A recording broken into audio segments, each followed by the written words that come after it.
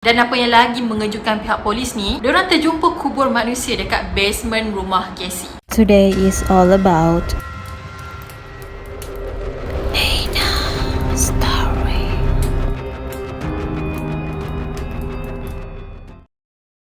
Hey guys, it's me Nina and welcome back to Nina Story. So, hari ni aku nak cerita tentang badut. Kisah pasal badut ni sebenarnya ramai yang request dekat aku. So, hari ni aku decide untuk ceritakan tentang badut yang dikatakan sangat-sangat jahat dan dia ni sebenarnya pembunuh bersiri. Macam yang kita tahu, badut ni sebenarnya seorang penghibur kanak-kanak. Tapi dekat luar negara, especially dekat Amerika, badut ni mungkin bukan lagi seorang penghibur. Tapi badut kini merupakan seorang badut yang sangat-sangat menakutkan. Aku pernah dengar kes yang mana ada patung MACD sekarang kan dah macam tak ada. Tak silap aku, patung MACD tu kena buang disebabkan ada kanak-kanak yang trauma bila tengok badut. Bagi diorang, badut tu bukan sesuatu lagi yang melucukan tetapi menakutkan. So, aku akan cerita tentang seorang badut yang pernah melakukan kekejaman dia dekat Amerika. Siapa sangka badut yang dianggap kelakar, rupa-rupanya ada kisah hitam dia yang tersendiri. So, without wasting any time, let's get started.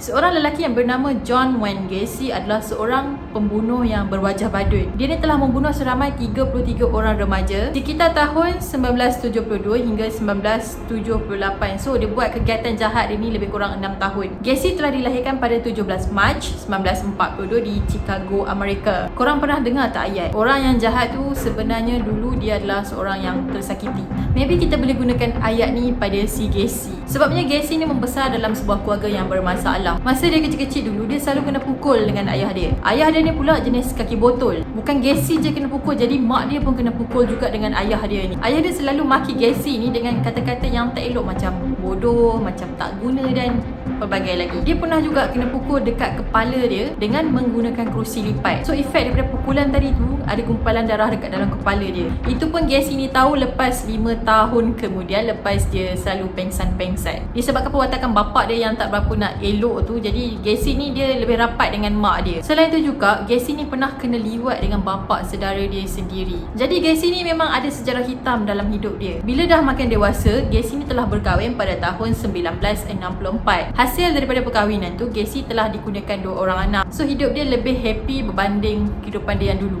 Selain itu juga, Gacy ni mempunyai pendapatan yang tetap dan dia mempunyai gaji yang banyak. Tapi hubungan dia dengan isteri dia ni tak kekal lama. Pada tahun 1972, Gacy dengan isteri dia ni telah bercerai. Sebab punca diorang bercerai ni kerana Gacy ni telah kena tangkap dengan polis dan dipenjarakan. Puncanya, Gacy ni telah terlibat dengan satu kes, iaitu kes penderaan seksual. Pada masa tu, tahun 1968, yang mana Gacy ni telah membuat serangan ke atas 2 orang budak lelaki. So, budak-budak tadi ni telah membuat laporan, and then Gacy ni telah upah seseorang untuk pukul salah seorang budak tadi. Lepas tu Gacy ni kena tangkap dan sepatutnya dia ni kena penjara 10 tahun, tapi disebabkan dia ni berkelakuan baik, jadi dia dipenjarakan 2 tahun je. Pada tahun 1972, yang mana pada tahun yang dia bercerai dengan isteri pertama dia, Gacy ni telah berkahwin pula dengan perempuan lain. Hubungan perkahwinan ni pun tak tahan lama, 4 tahun kemudian diorang ni pun bercerai. Punca diorang bercerai pada kali ni pula sebab dia kata Gacy ni dia ada nafsu dekat lelaki. So, maksudnya Gacy ni ada nafsu dekat perempuan dan dia pun ada nafsu juga dekat lelaki. Macam yang aku cakap tadi, Gacy ni kan mempunyai pendapatan yang tetap dan gaji dia besar. Kalau korang nak tahu, dia pernah uruskan 3 cawangan KFC, iaitu dia ni sebagai manager, yang mana cawangan KFC tadi tu milik bapa mertua dia. So, bapa mertua dia ni adalah ayah kepada bini dia yang pertama lah. Selain tu juga, Gacy ni memang sangat-sangat aktif dengan aktiviti kemasyarakatan. Dia juga terlibat dengan aktiviti amal dan juga dalam bidang politik. So, bila kita tengok hidup dia, nampak macam tak ada apa-apa masalah,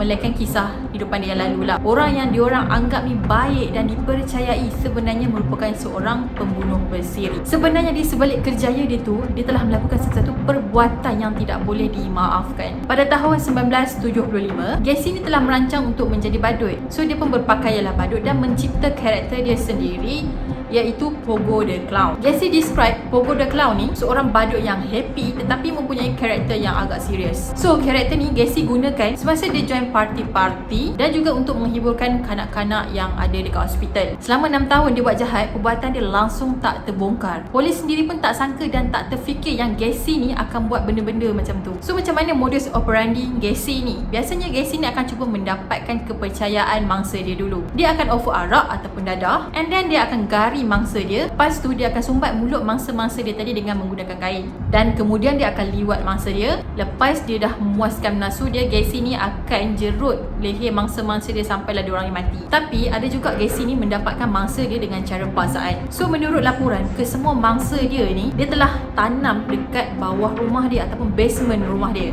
Dan ada juga 2 orang mayat yang telah dia buang dekat sungai. Mostly umur mangsa dia ni sekitar 14 tahun hingga 21 tahun. Mangsa pertama Gacy adalah Timothy, yang pada masa tu dia baru je berusia 16 tahun. Punca kes pembunuhan yang terjadi ni adalah disebabkan salah faham je. Pada pagi tu Timothy ni tengah buat breakfast and then dia pergi kejutkan Gacy dekat bilik dia. Pada masa yang sama, Timothy ni telah bawa pisau yang dia nak potong bacon tadi, yang maksud aku pisau dapur tu, dia bawa pergi ke bilik Gacy sekali. Jadi bila Gacy ni terbangun, dia nampak Timothy tu pegang pisau dapur. Jadi dia fikir Timothy tu nak bunuh dia. So berlakulah pergelutan di antara Gacy dengan Timothy, yang mana pada masa tu Gacy ni telah merampas pisau yang Timothy tu pegang, and then dia telah tikam dada Timothy tu berkali-kali sampailah Timothy ni mati. Kemudian Gacy ni telah menanam Timothy dekat bawah rumah dia, and then dia tutup dengan lapisan konkrit. Pada tahun 1978, seorang remaja yang bernama Robert telah dilaporkan hilang. Robert ni hilang lepas dia jumpa dengan Gacy. Selepas 10 hari polis ni membuat siasatan, akhirnya polis ni telah menahan Gacy. Masa polis ke rumah Gacy, diorang dah terbau bau yang sangat-sangat busuk. So hasil pemeriksaan polis, diorang telah menjumpai barang-barang peribadi milik mangsa dia. Dan apa yang lagi mengejutkan pihak polis ni, diorang terjumpa kubur manusia dekat basement rumah Gacy. Sebanyak 26 mayat lelaki yang telah dijumpai dekat basement rumah dia. Pada 6 Februari pada tahun 1980, kes Gacy telah dibicarakan dekat mahkamah. Dia telah dituduh dengan 33 pertuduhan atas kesalahan membunuh. So Gacy ni pun mengakulah memang dia buat semua tu. Semasa perbicaraan tu ada timbul sikit masalah, yang mana lawyer Gacy ni kata mungkin Gacy ni ada masalah mental, mungkin ada kecelaruan mental ataupun kecelaruan identiti. Tapi mahkamah memutuskan yang Gacy ni waras dan dia akan dikenakan hukuman mati. So masa Gacy dekat penjara, dia banyak menghabiskan masa dia dengan melukis badut, termasuklah karakter dia sendiri iaitu Pogo the Clown. Dikatakan hasil daripada lukisan dia ni telah dipamerkan dan dijual. Lepas Gacy mati, sesetengah lukisan Gacy ni telah dibeli oleh keluarga mangsa semata-mata untuk dibakar je. Pada 10 Mei 1994, Gacy telah disuntik dengan suntikan maut. Sebelum Gacy ni mati, Gacy ni sempat lagi dia kata, cium punggung aku. Lepas dia mati, ada seorang doktor yang bernama Helen Morrison telah mengambil otak Gacy. So tujuan dia ambil otak Gacy ni adalah untuk membuat bahan kajian. Okay guys, apa pendapat korang tentang cerita badut ni? Sepatutnya badut ni adalah seorang penghibur yang sangat-sangat disukai kanak-kanak. Tapi dekat Amerika ni, mostly diorang sangat-sangat takut dengan badut. Kalau korang tengok dekat YouTube pun ada je tentang badut-badut ni yang yang kejar orang. Dan diorang jadikan badut ni adalah sebagai karakter untuk diorang melakukan kejahatan. So memang sangat-sangat scary, right? Tapi Alhamdulillah lah dekat Malaysia ni so far badut-badut dekat sini masih lagi menjadi penghibur kanak-kanak. Alhamdulillah. Aku harap dekat Malaysia ni tak adalah orang yang tiba-tiba nak jadikan badut tu sebagai tempat untuk dia membuat kejahatan. And that's it for today, dan aku harap korang suka dengan video aku. Pada korang yang belum lagi subscribe channel ni, jangan lupa untuk subscribe di bawah, turn on notification, like dan komen. Dan jangan lupa juga untuk follow aku di Twitter dan juga IG, link dah ada dekat description box. So korang pergi follow aku je, dan kita akan jumpa lagi pada video yang akan datang.